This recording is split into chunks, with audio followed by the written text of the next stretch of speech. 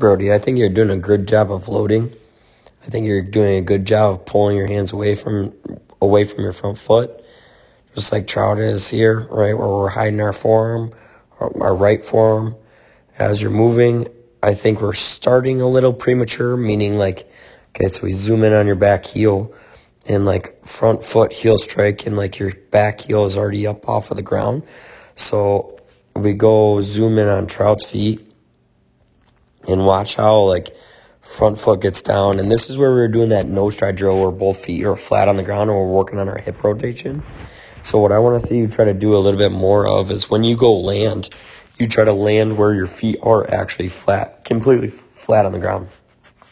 And if our feet can stay completely flat on the ground while we go swing, now I'm creating the right force from my hips.